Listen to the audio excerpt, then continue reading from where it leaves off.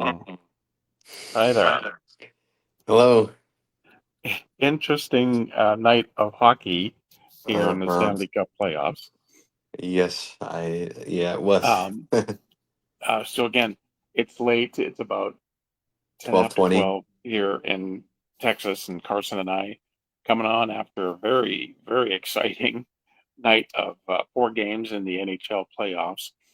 Just ended at an incredible game, but shouldn't have gone the way it did. The Oilers and Kings. Well, Kings are up 4-0 on the Oilers, 4-1 going into the third period, and the Oilers came all the way back, tied it at five, and then and we'll get into this in a little bit, let 42 seconds left.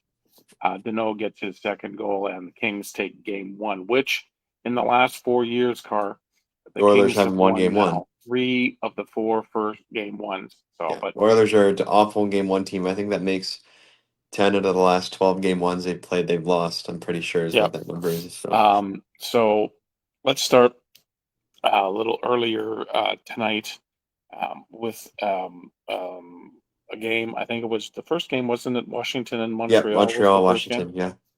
See, that game was a really, really good game. Went into our first overtime. You were able Yeah. to watch it. I wasn't able to watch much of that game.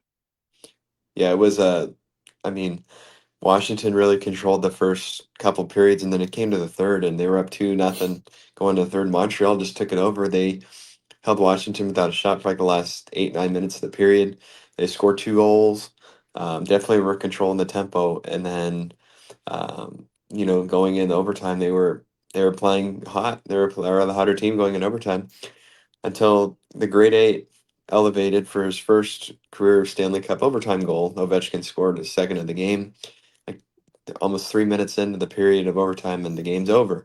Um, I mean, very good tester game for Montreal. I think they did a really good job figuring out how to make their strategy work in the third. But they gave Washington too much at the beginning of the game, and I think it ended up hurting them. But definitely a very entertaining game, and I think a game that went a lot differently than people thought. I think people thought Washington were going to run over Montreal, and it didn't go that way. They really didn't. Montreal controlled the pace when it mattered, and then Washington took it at the end of the game. Yeah, I think that series could surprise a lot of people. I think a lot of people think Washington were just going to walk all over Montreal. But I don't think so. This, as proof from this game, I think Montreal's got a really good shot making this thing go long. Yep. Next game was Winnipeg and St. Louis. Again, another close game between these two. Yep. A better game, a closer game as far as the Blues were concerned. The Blues, kind of like dropped the ball or dropped the puck, if you want, in the third period the other night. But again, I said it before we started the playoffs that St. Louis could give teams a rough time, and I know now Winnipeg is up 2 games to nothing in the series. But St. Louis ain't going to go away. It's one of those young teams have nothing to lose, and tonight, they put a little surprise into the President's Trophy winners tonight. Yeah, they did a good job. I mean, again, another game they played really well, but didn't come out on the right side of it. I mean, the Jets are a really good team, and for a good reason. They played a really good game, and they deserve to win it. But these games in St. Louis are going to be very tough for the Jets to win. They're not going to be easy games. The Blues have played two really good hockey games, and they just have to figure out a way to get the puck past Hellebuck a bit more Yeah, so now they'll go back to St. Louis on for a Thursday. couple of games. They have to pretty much win.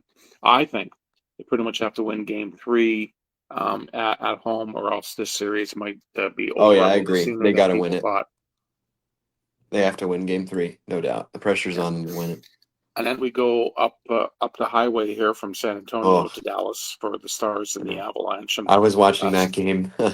I'm sorry, but I was watching that game because I saw 4-1 Edmonton. I'm like, okay, you know, Dallas game was at 3-2 at the time, and what a game that was. That one actually ended after the Oiler game, and it started earlier, but the Stars won that 4-3 in overtime. Again, the Avalanche started really good, and they were giving up they were up in the third period. Looked bad for Dallas, who is now, like you mentioned yesterday. Up to this point, have lost 8 straight games, counting the regular season as well. And they came in clutch in overtime, and they took it with about 2 minutes left. It was wacky little play. It was a fourth liner too.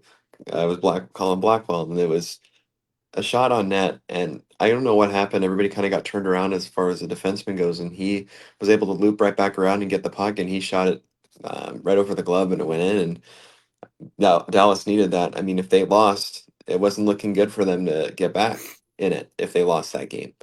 Uh, so the tides have turned a little bit.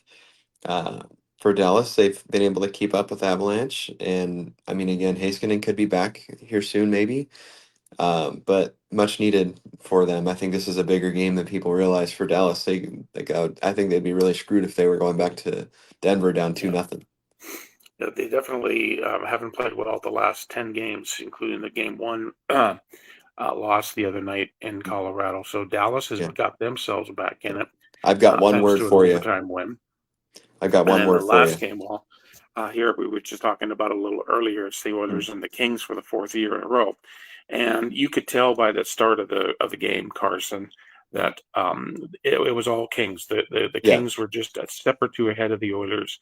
The crowd was just energetic. I think I've never heard the crowd in that arena that loud. yeah, they were all Um, they were and all and over Stuart Skinner oh, they were all over Stu right from and the start.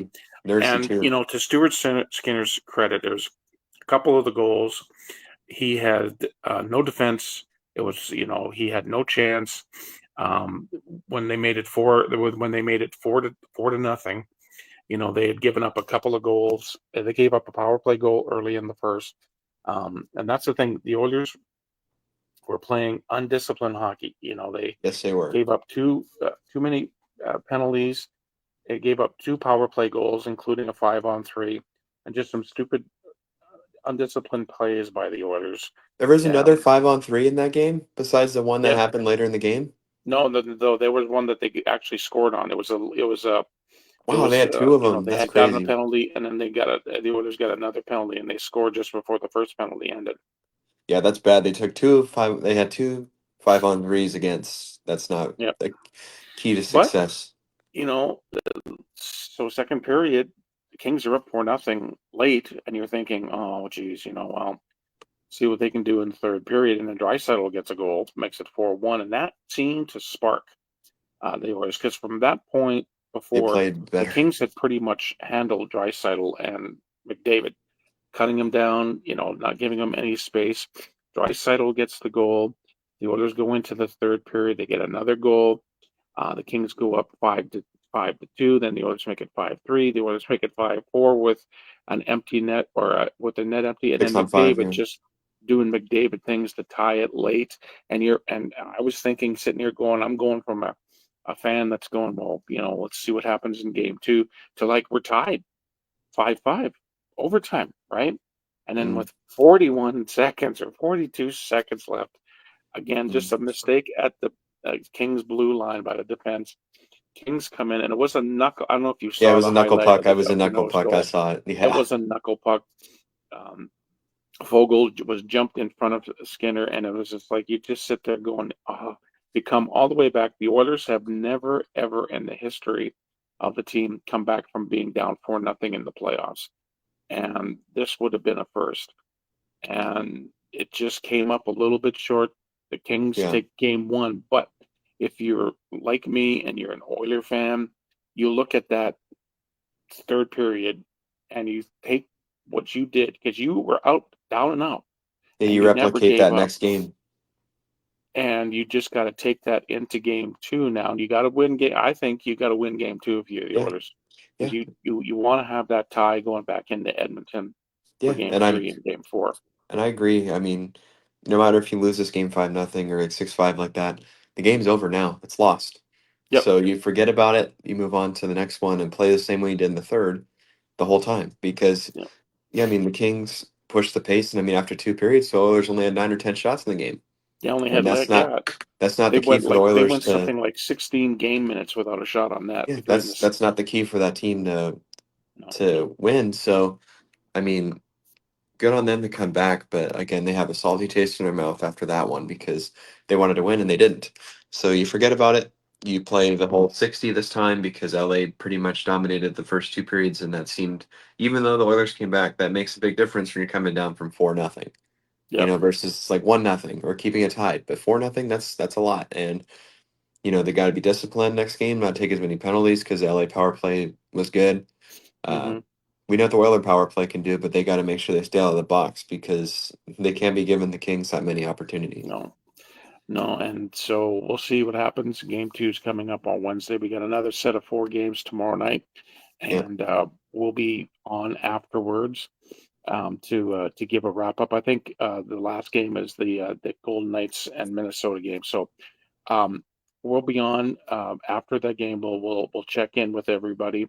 We're not going to do our normal podcast time. We're just going to go and do a wrap the up at yep, the end of the night tomorrow night. But it should be another good night of hockey, and the first time yeah, we get to see the Florida teams play. yeah, So yep. this is going to be their first game, Crack at Florida each and other. Tampa tomorrow night. Yep. Anyways, so that's kind of wraps up tonight for the Stanley Cup playoffs.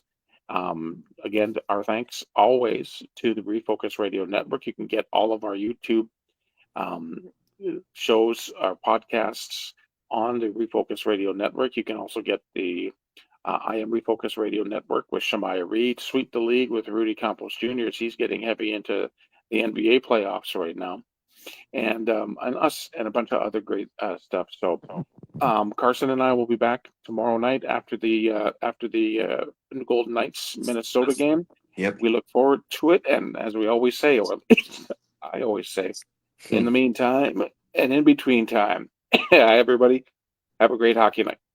Bye, Deb. Okay, bye.